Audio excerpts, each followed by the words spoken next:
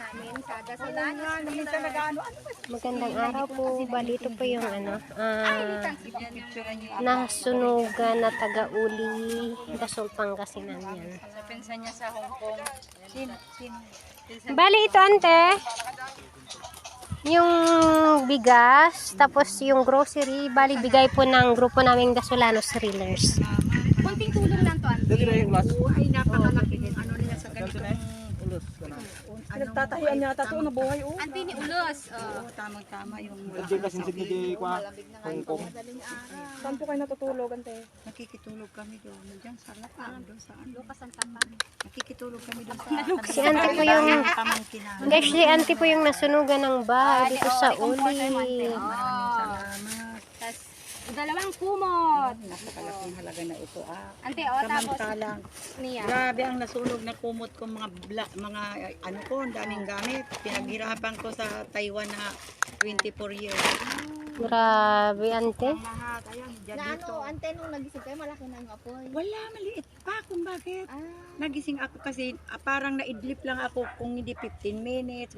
Sabi na, may niluluto pa pala ako. Pagtingin ko, apoy naman na doon sa kahoy kasi.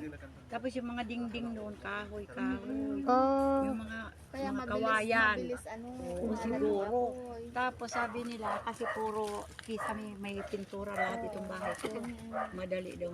Pero yung mga ano Oo, nakatayo. kasi sa yung apoy talaga is dito sa may ano ng buong eh.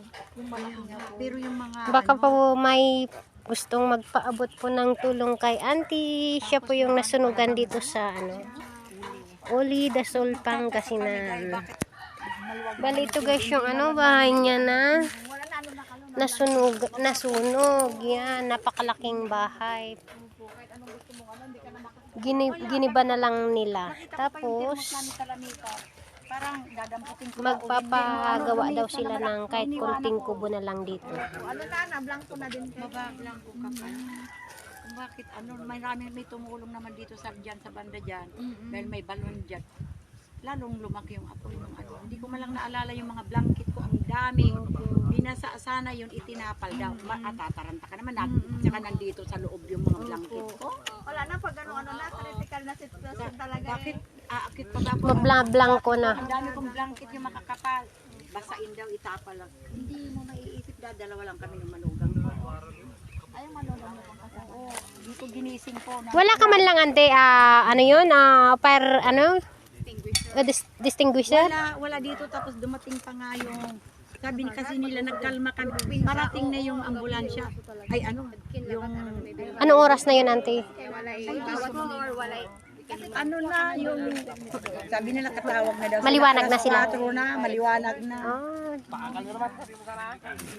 Tantang konting, ano, ante, o, Ay, malaki tulong na yan. Tapos, 10 kilos yakil. Kakainin na namin.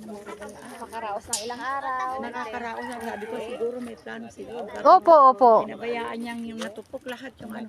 Ang nakakapanginayang yung ang dami kong lamisang naaraw, yung sa luluwag. Ang Wala, lalaki. hindi ang importante buhay Ayun naman na, tayo. yun na. Yung buhay isa Kaya lang yan. ano, Kaya nga po. Mapalitan kaya yung pagdating ng nagagawa muna kami ng kubo-kubo dito.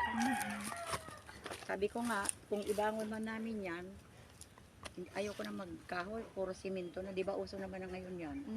Matitibay lang yung mga steel bar. Yun ang sabi. Tapos matibay ang buhos. yung malalaking Kung plano mo itaas,